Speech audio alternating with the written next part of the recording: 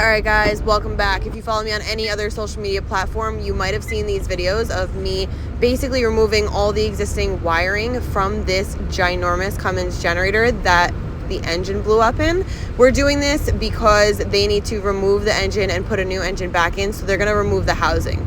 So basically what I did is I cut all the wires in the cable tray as per customer request. And I removed any low voltage wiring controls that were coming out of the generator because those were linked to the initial enclosure that we had to separate. And then on this day I did the fire pump. On this one I'm gonna disconnect. You're good with that? This is the day the crane is coming. So the fire pump cannot be disconnected for too long. We got an approval for free air, so we can basically have it hanging in the air once the enclosure is lifted off. So you're gonna see me messing with this fire pump a few times, probably like 4 times, but in total, this is the day that the crane came and I was able to record it. LBs? Wait, I'll help. Let me get my meter. First. Sounded like he was going to take him, but... No, it's 480. It's got to be 3-phase. So the fire pump was one part, and this main disconnect that feeds the second part of the enclosure that's getting lifted off was the other part that we needed to disconnect at time of lift. Huh? This LB is connected to another LB on the other side of the other enclosure, and so this is actually the fire pump wires that I'm pulling out right now. All right, one. Hit me again.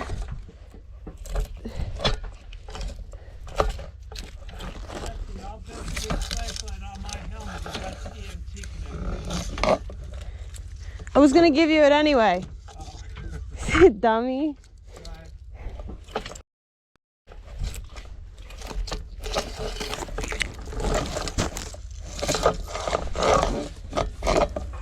Unless it's an EMT connector on that side, it's not on this side.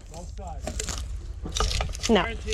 The most important part of the job is to make sure that everything gets removed and disconnected from the first enclosure, because once this thing goes up with a crane, anything that was still attached is going to get broken apart.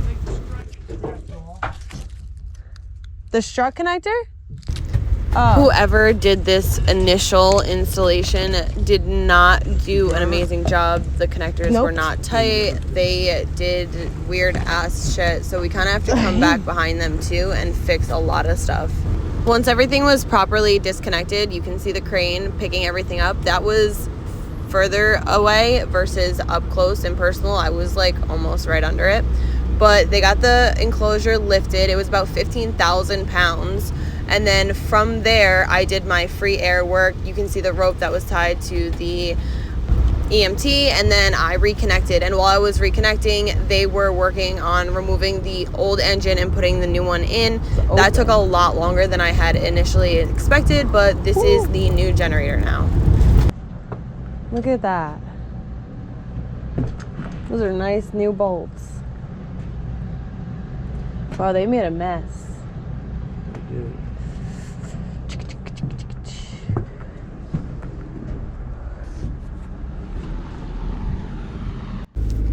Alright guys, so now that they have properly placed and adjusted all of the new engine things onto the platform, we are now going to remove the fire pump wiring again, because this time the enclosure is going back on and we have to make sure this is all disconnected.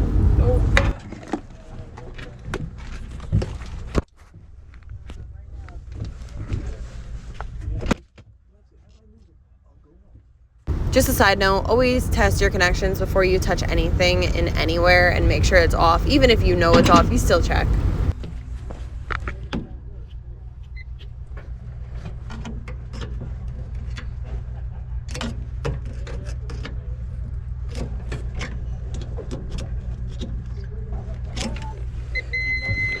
Clear.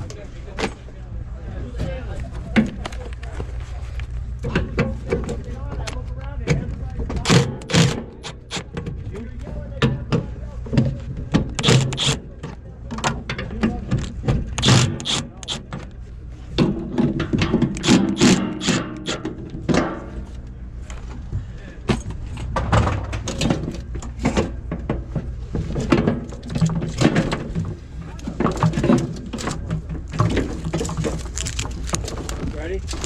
Yeah. Oh.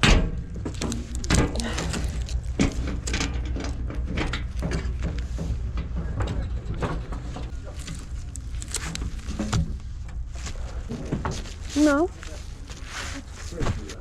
It's got to be somewhere. I'll look in a second. Hold on.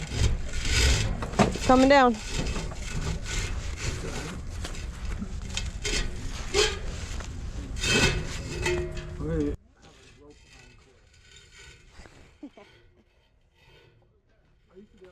So at this point, I have disconnected the fire pump again, and I am going to drop this EMT down, and we are going to maneuver it over the generator so that way it's hidden and the enclosure can come down without smacking this pipe.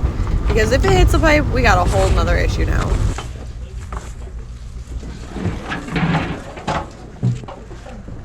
We got to get that up over the machine. It's going to be hard to move it in the enclosure. Up.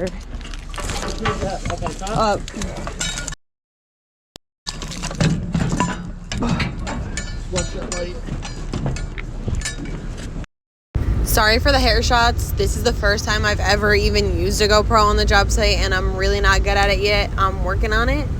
But you can see the enclosure came on, and we are hooking everything back up. That piece of EMT with those wires in there were freaking heavy, man. Trying to get that back on the strut was a bitch. But I got it.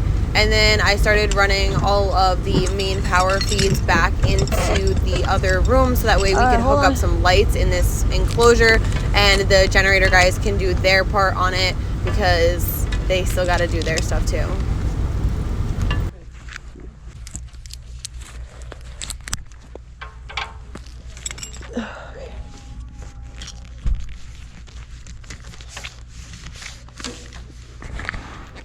The only part that I didn't film in this entire video was me hooking back up the low voltage wiring, and that is simply because I forgot all of my recording equipment and my phone was basically dead that day.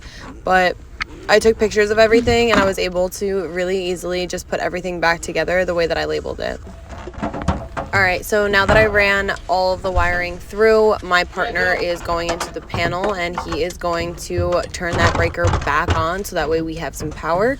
Because I don't know if you can tell, but it is really hard to see in that enclosure with nothing on. So this is me turning everything on, and now we have some lights, so now we can really get back to work. You done yet? Yeah, power's on. Are you done with that fancy screwdriver of yours? Oh, shit. Why, you need it? Hey, Joe.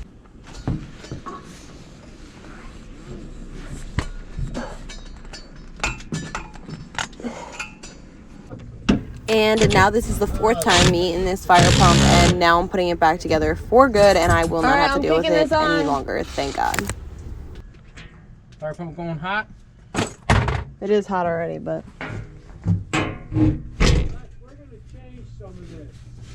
Oh. You see the 3/4 inch chase nipple. Yeah, it's tight through there.